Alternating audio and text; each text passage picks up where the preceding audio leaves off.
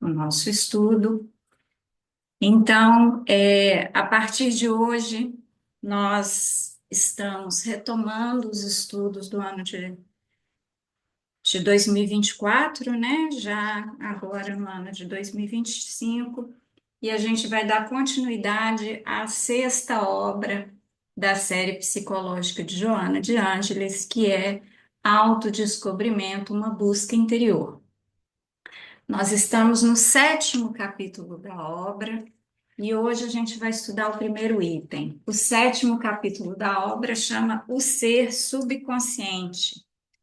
E o primeiro item desse capítulo chama-se Computação Cerebral.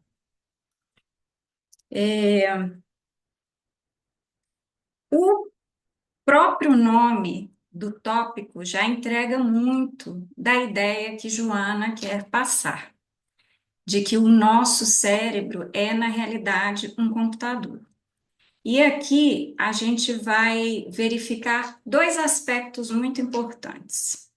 O primeiro, que é uma ressalva que ela vai fazer no início do tópico, que é a de que saibamos, de que nós devemos nos lembrar de separar o cérebro da mente, sendo que o cérebro é a parte material, né, que se envolve na exteriorização dos conteúdos da mente.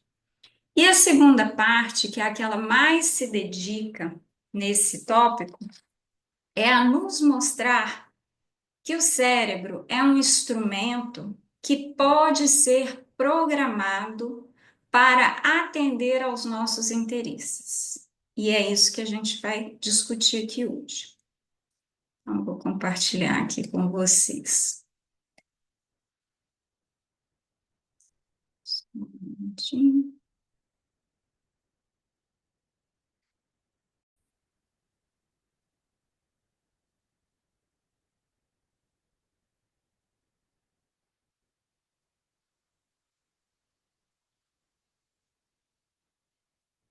César, me diz se eu passar o slide, se você vê o próximo. Preciso que você me diga, porque eu não estou te vendo. Não, eu tô, tá Fica só no aparecendo, primeiro slide. tá aparecendo a sua imagem na frente aí da página aí, ó. Deixa eu voltar aqui. Mas tá, os slides estão passando. Ah, estava passando. Tá, Mas você tá aí do lado aqui embaixo. deixa eu ver se eu consigo.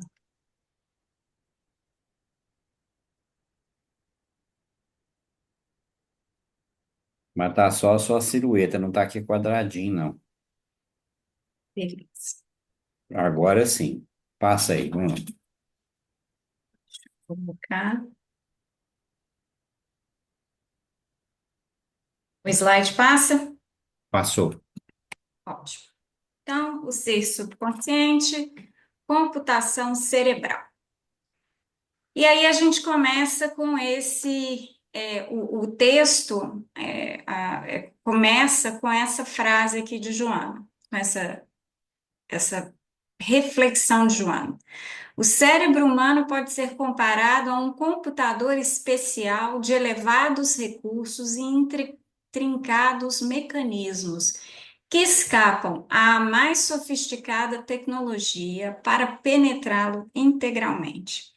Gente, Joana falou isso aqui em 1994. Nós estamos em 30 anos adiante de quando Joana falou isso aqui, e essa frase continua uma realidade, né? Não porque a tecnologia não tenha se desenvolvido ao longo desses 30 anos, ela desenvolveu, ela avançou bastante, os estudos avançaram muito, mas esse computador chamado cérebro, ele é tão magnífico, tão grandioso e tão cheio de recursos que a gente não consegue desvendá-lo completamente. Nós temos aí como obra máxima na neurociência o livro do professor Roberto Lente, que tinha o nome de 100 bilhões de neurônios, que era um número que se estimava para ter no cérebro. E ele, juntamente com ele publicou esse livro, e juntamente com uma orientanda, Susana Rosel, eles foram fazer uma pesquisa. E nessa pesquisa, eles transformaram um cérebro, vários cérebros, né, para confirmar a teoria, mas um de cada vez. Eles transformaram o cérebro numa grande sopa e colocaram essa sopa numa centrífuga e depois filtraram de forma que só sobrassem núcleos da massa branca, ou seja, núcleos de neurônios, porque no cérebro nós temos os neurônios e as chamadas células da glia, que são todas as outras células que nós vamos encontrar, que não são células neuronais. Então ela pegou e ela fez junto com ele, né, orientada por ele, ela fez esse exercício. E o número que eles encontraram foi aproximadamente 84 bilhões de neurônios. E ele já tinha aquele livro publicado, e essa história que eu estou contando para vocês, eu ouvi diretamente dele num encontro de neurociência no final do ano passado na UFMG. E aí ele falou, o que que eu iria fazer agora? Que eu tinha um livro que era referência, né, em neurociência, que chamava 100 bilhões de neurônios, e que o número não estava correto. Ele simplesmente adicionou uma interrogação ao final, o que foi muito inteligente, porque nós sabemos que cada corpo é diferente, então em algumas pessoas nós vamos encontrar 84 bilhões de neurônios, em outras não. E dependendo da idade em que a pessoa se encontrar, nós encontraremos um número maior de neurônios ou menor, dependendo do quadro da pessoa. Então, realmente, colocar 100 bilhões de neurônios é deixar, né, essa ideia, deixar clara essa ideia de que o estudo desse órgão tão sofisticado, ele é um estudo que não tem fim, né? Na sequência, a Joana vai nos relembrar métodos de estudos. O primeiro método que ela fala para gente é um método científico, inegavelmente científico, que é o método dedutivo. No método dedutivo, os pensamentos que são registrados pela nossa mente, eles partem de uma lógica para reconhecer uma teoria. As conclusões tiradas, elas estavam inseridas nessas informações que a gente recebeu. Então, ele universaliza uma ideia, né? Então, nós temos aqui o primeiro exemplo. Todo vertebrado possui vértebras. O cachorro é um vertebrado, logo, o cachorro possui vértebra. Todo metal conduz eletricidade. O mercúrio é um metal, logo, o mercúrio conduz eletricidade. E o que que acontece? Por que que a gente vai dizer que é um método científico? Porque a dedução, ela traz para a gente uma verdade. A verdade, na realidade, ela já estava contida em cada pedaço de informação que nós tivemos. Todo vertebrado possui vértebras, sim. Todo cachorro é vertebrado, sim. O cachorro possui vértebra. Então, o resultado é uma verdade porque as duas primeiras informações que nos foram dadas já continham dentro delas verdades. Esse método é considerado um método científico.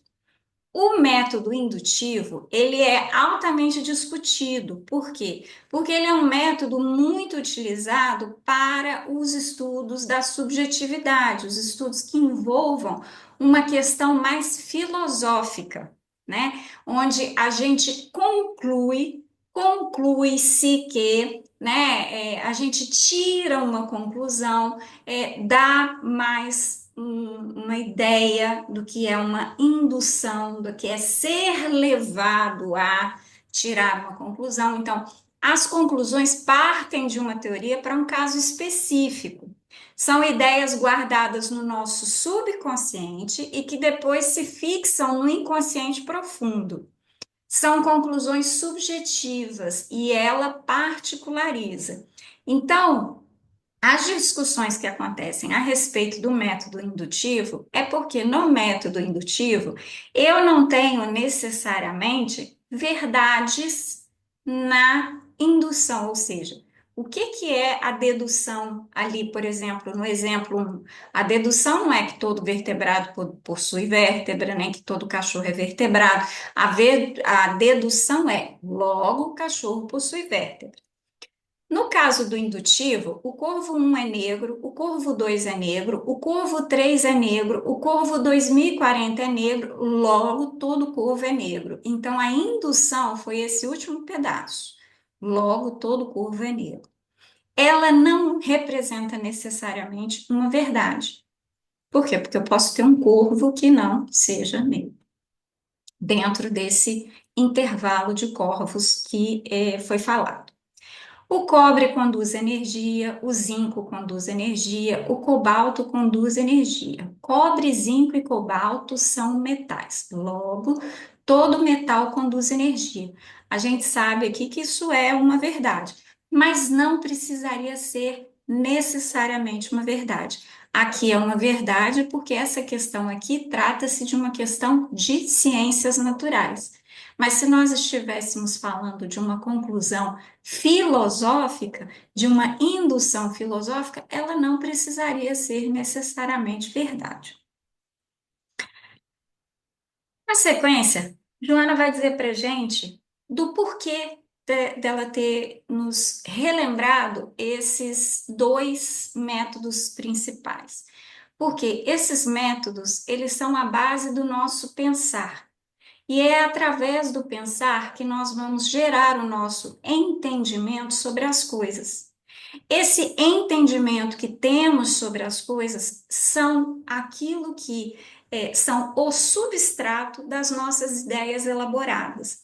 Então, eu penso sobre um determinado tema, eu gero um entendimento sobre ele. Então, olha só, eu paro hoje aqui e começo a pensar sobre a chuva, né? A gente liga a TV, assiste o jornal, e aí no jornal está lá passando que a chuva está destruindo a estrada, que a chuva está fazendo isso, que a chuva está fazendo aquilo. E aí eu começo a pensar sobre a chuva. Se eu quiser alimentar o meu entendimento somente com aquela informação que eu recebi ali no jornal, de que as chuvas estão destruindo as estradas, de que estão comprometendo, né, uma série de lugares e tal, eu vou criar uma ideia, eu vou criar um entendimento de que a chuva não é uma coisa boa. E essa ideia vai se elaborar a tal ponto de que chuva vai criar em mim um sentimento de negatividade. Então, tudo aquilo que tiver relacionado com chuva não vai ser bom para mim. Mas essa ideia não é uma ideia tão elaborada. Essa é uma ideia bem restrita, porque ela ficou restrita a um entendimento que surgiu de um pensamento único. Agora, se eu recebo aquela informação do jornal de que as chuvas estão destruindo a estrada e eu me questiono, gente, chuva só traz destruição, só traz coisa ruim, é isso mesmo? E aí eu paro para pensar.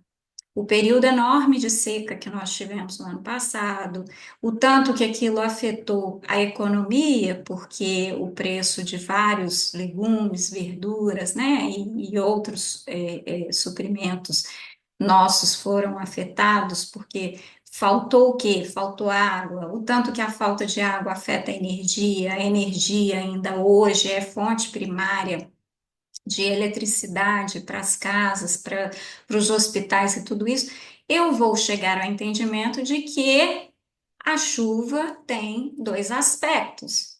E vou criar uma ideia, e vou começar a criar ideias elaboradas. E aí, as minhas ideias elaboradas vão envolver os seguintes aspectos.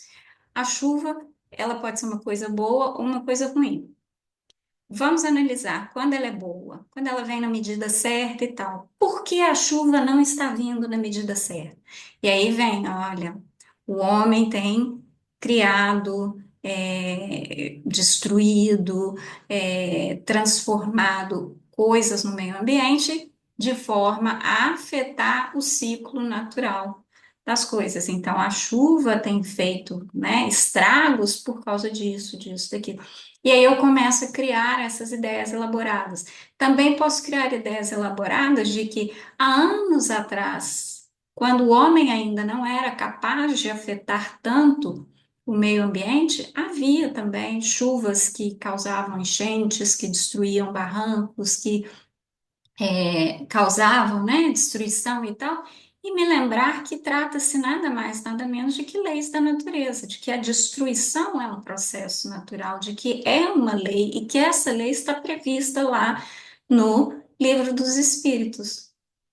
Então, nós precisamos da destruição. A destruição, ela é parte do processo de renovação. Inclusive, nós temos uma história muito interessante que vem, né, das religiões hinduístas, que é sobre o Deus da destruição. E o Deus da destruição, né, eles têm o Deus da criação, o Deus da transformação e o Deus da destruição.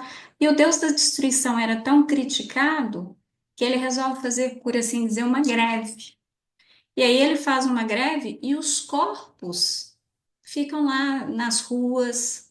Não, nós não temos renovação dos alimentos, as coisas param, a natureza para de seguir seu fluxo.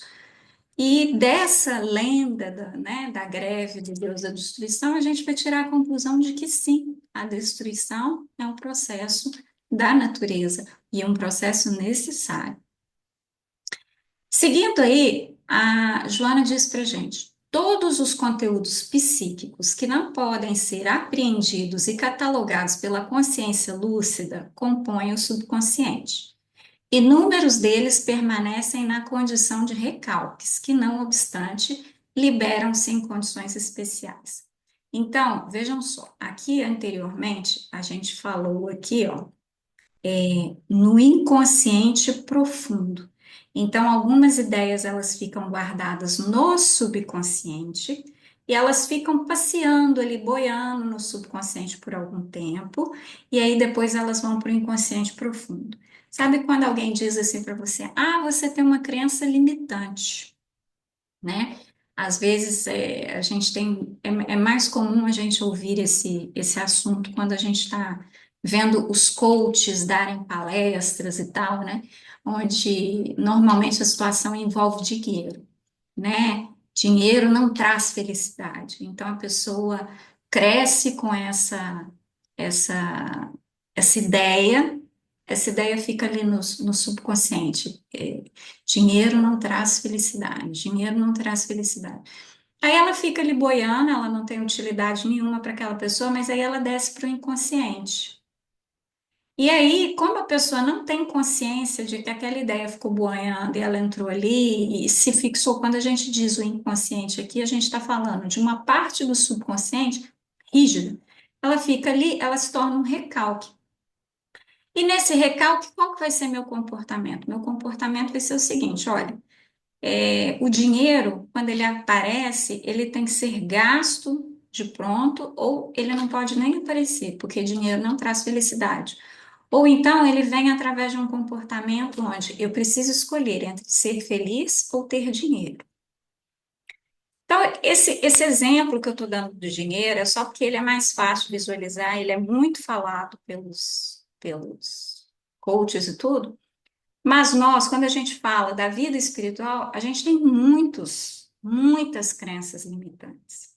A maioria das crenças limitantes que nós temos, elas têm relação, por exemplo, com como nós lidamos com a nossa sexualidade, com a nossa sensualidade, com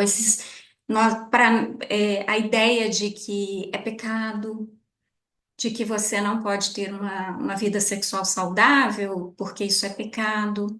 O sexo é pecado, é sujo. Isso vem lá de uma criação que nós tivemos, em especial nós aqui no Oeste, católico. Então, nós recebemos essa ideia de uma igreja que não queria essa multiplicação, né, ou que queria ter o controle dessa multiplicação e coloca isso na mente das pessoas. Olha, o sexo é sujo, você precisa, e sabendo que era uma necessidade fisiológica, ela sabia também que as pessoas se disporiam a pagar o preço que fosse para receber um perdão por esse pecado. Então, aquilo ali vai se fixando no subconsciente da pessoa, e aí vem os traumas, vem as dificuldades, vem as doenças, aquilo ali vai começar a somatizar, né? Então, ó, todos os conteúdos psíquicos que não podem ser apreendidos, ou seja, aquilo que eu não consigo apreender de forma lúcida e catalogar, isso aqui vai para essa caixinha, isso aqui para essa, compõe o meu subconsciente. Então, eu não tive tempo de processar. Peraí, estão me dizendo aqui que a satisfação sexual é um pecado, é uma coisa ruim, é uma coisa que não é boa. E foi concedido ao meu espírito ocupar um corpo que possui um órgão próprio para a satisfação sexual. Porque se falarem para mim que é um órgão só para reprodução, então por que tem o prazer também?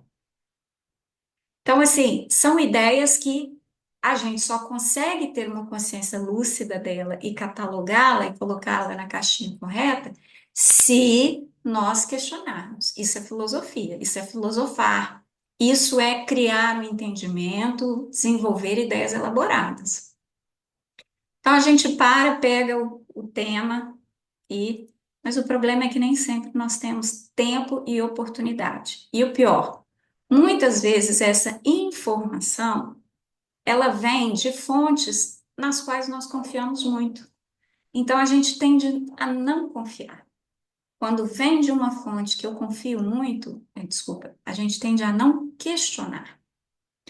Inúmeros deles permanecem na condição de recalques que, não obstantes, liberam-se em condição especial. Então, como eu disse, está ali guardada aquela informação. E aquela informação, ela vai crescendo ali, vai ficando ali, se envolvendo em capinhas que a protegem e tal, até que ela sai como uma espinha. Ela vai sair causando todo o mal que ela puder no caminho dela. Uma doença, fruto da somatização daquela informação que eu não questionei e guardei no meu subconsciente como uma verdade. O comportamento social ou moral ele é uma resposta do nosso subconsciente.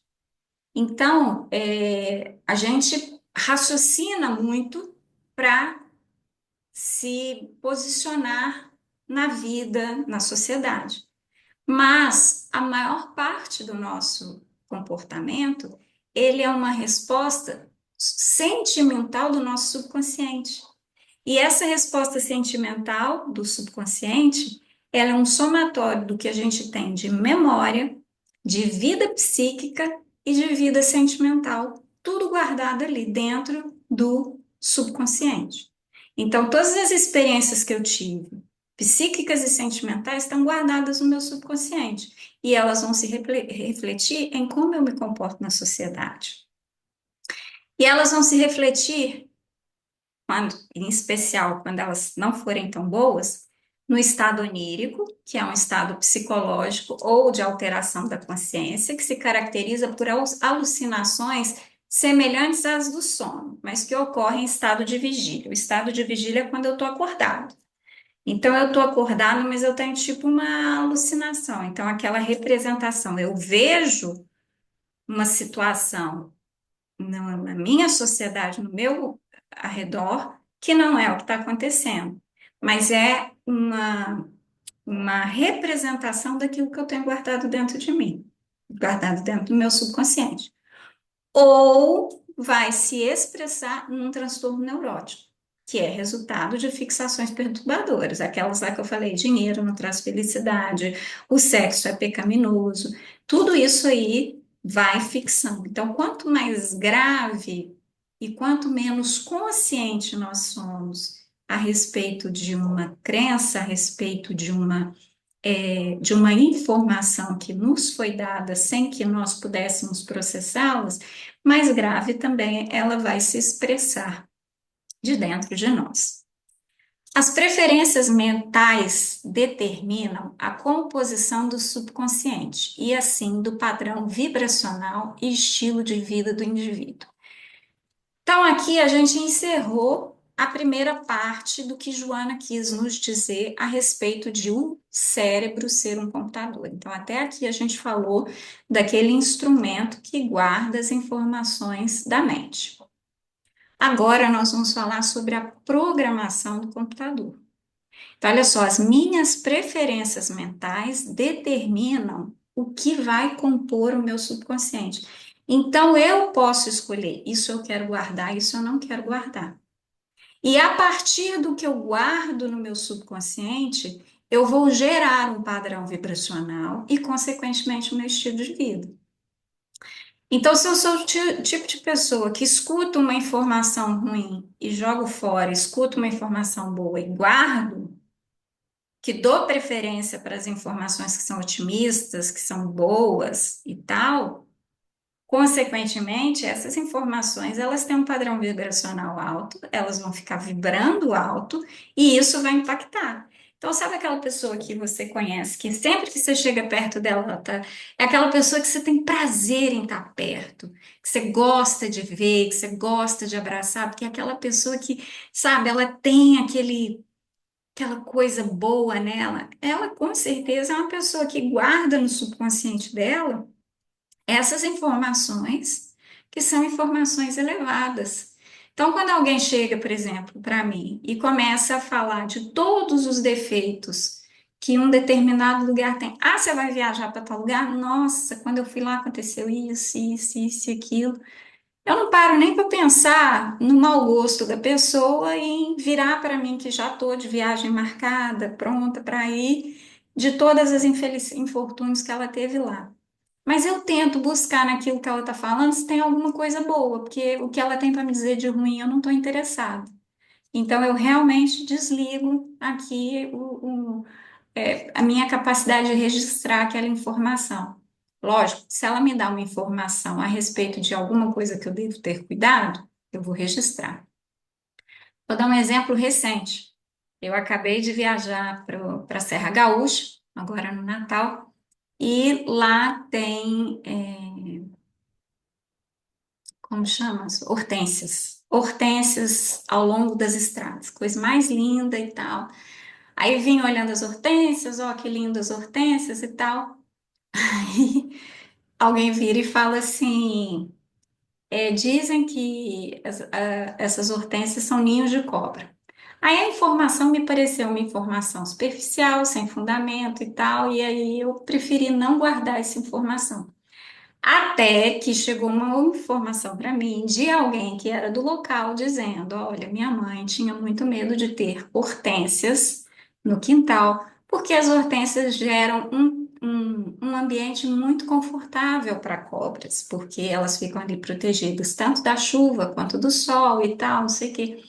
A partir daquele momento, eu comecei a olhar as hortênsias com um pouquinho mais de cuidado, porque, sim, tinha algo de perigoso ali. Agora, isso não me fez querer que as hortênsias não existissem mais. Isso que eu continuasse, fez com que eu continuasse olhando as hortênsias, mas que eu guardasse a minha distância. Eu não ia lá, querer tirar uma foto agarrada numa hortênsia, ou é, colher hortênsias ou coisa parecida. Eu só quis ver e guardar a minha distância, né? Então, a gente seleciona e cria um padrão vibracional. Agora, é inegável, as estradas são fabulosas com aquelas hortênsias nas encostas. A minha questão é, se não fosse hortênsia, se fosse outra flor, impediria que existisse o risco das serpentes?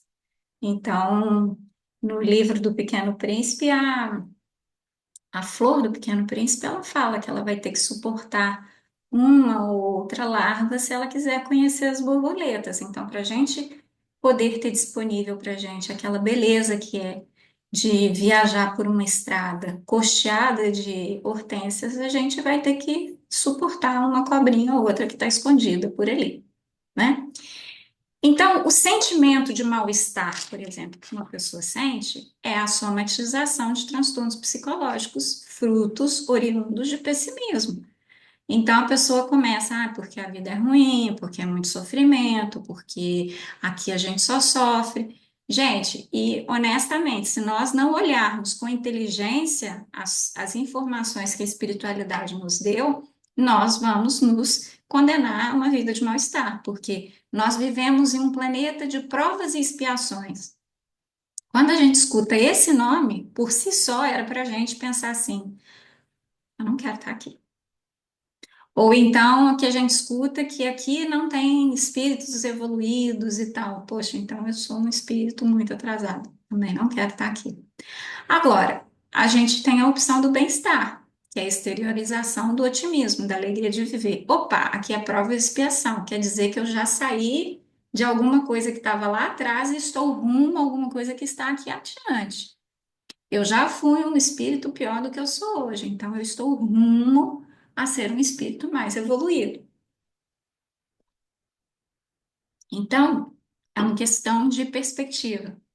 Mais uma vez, agora para citar um outro livro, né? O Menino, a Topeira, o Cavalo e a Raposa, não sei se é nessa ordem, os animais. Tem uma hora que o menino, a topeira, pergunta para o menino: o seu copo está mais né, o copo está na metade. Você vê o copo quase cheio ou quase vazio? E o menino responde: na maioria das vezes eu só sou grato porque eu tenho um copo. Então, esse sentimento de gratidão por si só, ele já é uma exteriorização de otimismo. Então, a gente não precisa olhar e falar assim: ai, que legal, eu estou num planeta de provas e expiações. Mas é muito bom a gente pensar: caramba, me foi dada mais uma oportunidade de melhoria. A maioria das exteriorizações. Alguém ligou o microfone aí, veio bem alto aqui, desculpa. A maioria das exteriorizações referem-se à encarnação atual, mas existem aquelas que vêm como colheita compulsória de experiências passadas. Então, isso aqui é uma grande oportunidade que a gente tem. Pensar que os nossos acertos são feitos nessa vida. Também, saber que alguns que a gente não compreende são de vidas passadas também nos causa muito conforto. Conscientemente, o indivíduo pode até arguir que quer adquirir saúde e harmonia, mas desejos subconscientes ou prévios estabeleceram um habitat propício para a proliferação de doenças degenerativas derivadas de germes, vírus ou outros tipos de micróbios. Então, às vezes, a gente quer dizer assim, a gente fala, mas o tempo todo eu sou uma pessoa muito otimista, eu sou uma pessoa muito positiva, eu falo, eu sou saudável, eu, eu tenho um comportamento assim e tal, mas lá no seu subconsciente não é isso que está registrado. Então, o que a gente precisa verificar é o seguinte: se você está vendo um conflito entre aquilo que você acredita que está exteriorizando e aquilo que realmente está acontecendo na sua vida, você precisa buscar no seu subconsciente o que que está registrado lá. E não é fácil e não é agradável. E na maioria das vezes, para a gente acessar o subconsciente, a gente vai precisar de uma ajuda especializada. Sozinhos é muito difícil. A gente pode até encontrar uma ajuda da espiritualidade, livros que nos orientem um pouco a visitar o nosso subconsciente, mas fazer esse trabalho de colocar a mão no subconsciente e trazer à luz aquilo que está lá para ser tratado, só com ajuda especializada. Então, primeira coisa que eu preciso observar, essa minha proposta de uma vida otimista, de exteriorizar esse otimismo, essa saúde e tal, ela é verdadeira? Ela é sincera? Porque tem aquela pessoa que vai dizer, eu faço tudo para ser uma pessoa saudável, mas ela está o tempo todo se arrastando. Como você está hoje? Ai, hoje eu acordei com dor no cotovelo. Ai, aquela pessoa que está sempre com uma dor e tal. Porque a pessoa que quer estar bem, muitas vezes ela vai estar mal, mas ela não vai alimentar aquilo. Ela vai dizer assim, não, tá tudo bem, tá tudo bem. Ela não vai ficar reclamando, rechamando aquele mal-estar para si. Ou ela vai reagir, ela vai sair daquele lugar. Então a gente precisa primeiro verificar, é real essa minha, esse meu lugar de estar bem? Porque se for real, aí sim, eu preciso ver porque ele está em conflito com o meu subconsciente. Quando os sonhos e aspirações se veem frustradas, o que é parte natural do processo da vida. Então vamos lembrar que quando o criador da lâmpada, né? Acho que foi Thomas Edison, ele criou a lâmpada. O que se conta é que antes daquilo ele errou 1000 vezes. E aí chegaram para ele falar: Nossa, você errou 1000 vezes. E ele disse: Não, eu aprendi 999 formas de não fazer o que eu queria. Então, a frustração é um processo natural. Mas tem o indivíduo que vai tomar aquela postura assim: Ah, isso não é para mim. Ah, eu não dou conta. Ah, eu não sou forte o suficiente. Ah, eu não fui preparado para isso. E aquilo ali vai gerar nele o quê? Uma postura de infelicidade. E essa infelicidade vai somatizar e vai se exteriorizar como doença. Muitas das vezes, doenças emocionais, doenças psiquiátricas, né? Então, é lidar com a frustração. Se é algo que você quer verdadeiramente, hoje aqui, antes de começar o nosso estudo, o nosso amigo César ainda fez menção a uma passagem bíblica, né? Onde Deus falava, faz a sua parte, que o resto a gente cuida. Então, se você quer, se está de acordo com a vontade divina, pode fazer a sua parte, que o resto eu cuido. Mas não desiste, se é isso que você quer de verdade. E aí ele vai dizer para a gente, tá, tudo bem, a gente falou aqui sobre frustrar. E como é que eu consigo ter sucesso nos meus empreendimentos? Ter sucesso na minha programação cerebral, ter sucesso na minha vida? Eu tenho que desejar e sonhar. Então, a primeira coisa que a gente tem é que visualizar alguma coisa. Trouxe aqui para vocês um exemplo pequenininho, vou mostrar ao longe. É, existem muitas pessoas que fazem o que a gente chama de quadro dos sonhos, quadro de aspirações, quadro de motivação. Então, ali você vai colocar imagens daquilo que você sonha para a sua vida, daquilo que você espera para a sua vida, daquilo que você almeja. Você pode visualizar, você pode sentar, tirar um tempinho do seu dia para você meditar e visualizar o que você quer para a sua vida. Quanto mais objetivo você tem o seu sonho, o seu desejo, mais concretude você dá a ele. E aí, você tendo claro o seu desejo, aqui, se vocês virem o meu quadro, tem uma imagem de Jesus Cristo.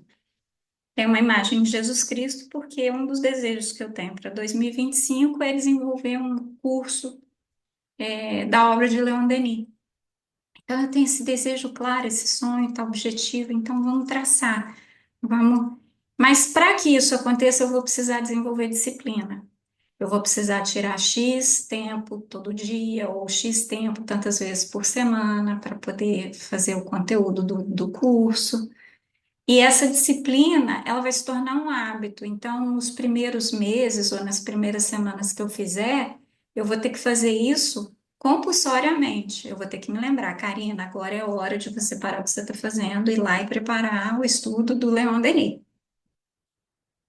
Mas a partir do momento que eu estiver fazendo isso há algum tempo, aquilo ali vai se tornar um hábito. E depois que se torna um hábito, você já fica fixado, você já não consegue. É, se hoje fosse, por exemplo, o dia do estudo de Leon Denis, e por algum motivo ele não fosse acontecer, o corpo já estava fixado, já estava condicionado, eu já ia ficar assim, tem alguma coisa que eu estou esquecendo, tem alguma coisa que tinha que acontecer. Eu já sou tão condicionada a participar da reunião de sábado que, mesmo tendo ficado afastada durante algum tempo da reunião, sábado passado eu passei mensagem para Jaque: Jaque, não vai ter reunião, Jaque, e a reunião, Jaque, e a reunião. Porque eu fiquei o sábado inteiro com aquela sensação de que tinha alguma coisa errada, de que eu estava esquecendo alguma coisa. Então, aquilo ali é a fixação. E aí, o que que acontece? Quando você opta por fazer alguma coisa, quando você tem esse desejo, quando você tem um sonho, quando você, né, se programa para alguma coisa, gente, 1 milhão de coisas no sentido contrário vai acontecer. É o que acontece quando você fala assim: ah, essa sexta-feira eu vou assistir a palestra pública lá no LOL. Aí você se programa para ir para o LOL na palestra pública sexta-feira. Aí chove, aí alguém pede emprestado o carro, aí uma visita chega, aí tem uma dor de cabeça horrorosa, e aí acontece tudo para você não ir, mas você tem que ser perseverante. Se você realmente quer, você tem que virar e falar: não importa o que aconteça, eu vou. Então, hoje aqui, para começar a nossa reunião, quando foi 7 e pouquinho, eu fui tentar entrar no Zoom. Eu não estava conseguindo entrar no Zoom. Liguei 2 vezes para o nosso diretor da casa, não consegui falar com ele. Chamei no grupo de dirigentes. Gente, nós temos não sei quantas pessoas no grupo de dirigentes. Ninguém estava lá para poder responder. Aí, graças a Deus, o César entrou. A providência divina veio através do César que abriu a sala para a gente poder ter o nosso estudo. Eu já estava frustrada, eu não quis, eu segurei para mandar a mensagem, mas eu falei, eu vou esperar até 7h30 para poder mandar a mensagem de que eu não consegui abrir a sala. Mas é aquele monte de coisa que acontece que se eu estivesse disposta a abraçar o fracasso, nas primeiras tentativas ali, eu já tinha mandado a mensagem para todo mundo: gente, não vai ter reunião porque eu não estou conseguindo abrir a sala. Ok? E por que que isso é importante? Porque aí nós temos ali a imagem, quando essa onda de otimismo, de vontade, de perseverança, ela fica maior do que essa de pessimismo, ela engole a outra. Então, não significa que daqui 1 mês, 2 meses, você vai querer participar da reunião de segunda e não vai acontecer algum imprevisto. Vai acontecer imprevisto. Mas esse imprevisto vai ser menor e você vai conseguir contorná-lo. Ah, acabou a energia na minha casa. Espera, seja perseverante, que de repente, na última hora ali ela volta. Outra coisa, acabou a energia na sua casa, acabou até 8 horas. Você ainda tem 30 minutos de reunião. Você vai abrir mão dos 30 minutos de reunião, 30 minutos de reunião gravada. Mas fora a reunião de debate. E aí? Então, o infortúnio reside nos arquivos negativos do subconsciente. Então, sou eu que registro aquilo em que eu fui infeliz e boto lá no meu subconsciente, que naturalmente impõe resistência às novas aspirações. Então, por que que eu vou tentar de novo? Por que que eu vou inventar? Eu já tentei fazer esse grupo do Leon Denis, grupo não, esse estudo do Leon Denis. Eu já tentei fazer esse estudo do Leon Denis no ano passado. Não deu certo. Ah, para que eu vou tentar de novo? Porque agora o momento é mais propício. É uma boa oportunidade para eu tentar de novo. Então, eu vou tentar de novo. O sucesso ou fracasso é determinado pelo indivíduo, conforme o padrão vibratório que ele escolhe adotar. Então, você não é bem-sucedido porque Deus te abençoou e não abençoou o outro, ou porque você é um escolhido, ou porque você é que escolhe ser bem-sucedido, ser vitorioso ou ser fracassado. Mas para isso é preciso insistir para que a potência da ideia inusitada predomine sobre as que se encontram arquivadas, comandando os acontecimentos. Então, no meu subconsciente, eu tenho lá gravado várias crenças ruins. Eu tenho lá gravado que para eu conseguir uma determinada coisa, eu preciso fazê-la no jeito X e Y, Z, que é o jeito que A, B e C fizeram e que deu certo. Fazer do meu jeito não vai dar certo. E eu não, honestamente, eu não acredito que isso seja verdade. E acho que para fazer como A, B e C fizeram, para mim seria realmente inviabilizar o processo. Então eu preciso pegar essa ideia inusitada que é: eu consigo fazer do meu jeito de fazer, e pegar essa ideia que ainda é muito tênue, muito frágilzinha, e conseguir ir lá no meu subconsciente e catar todas as outras que vão contra essa aqui e uma a uma botando elas fora, para que eu consiga. E como que eu vou fazer isso aqui? Alimentando essa. Porque, como eu falei com vocês, ou eu faço um trabalho com um especialista, posso até casar as duas coisas, o que seria ótimo. Se eu tiver condições, é a solução ótima. Mas se não, eu não vou poder ir lá catar uma a uma e tirar. Então, o que que eu vou fazendo? Eu vou aumentando essa aqui, de forma que as outras lá vão se apagando. Vão se apagando, elas vão sumindo. E para se ter êxito, tem-se que adquirir valores elevados. A bênção de Deus, a mão de Deus vem nos valores elevados. Então, esses valores elevados é conseguir as coisas que são valiosas, demora. Precisa ter um plano bem elaborado. Exigem frequência e um bom direcionamento. É nesse momento aqui que nós vamos apelar para a espiritualidade, para que a espiritualidade proveja a perseverança que a gente precisa para esse caminho que é tão longo, alguns mais, outros menos. É a orientação da espiritualidade superior para que o plano seja bem elaborado, para que fique tudo fechadinho, para que a gente cubra todas as pontas, para que a gente tenha frequência, para que a gente persevere na frequência para a realização do plano e para que a gente tenha um bom direcionamento.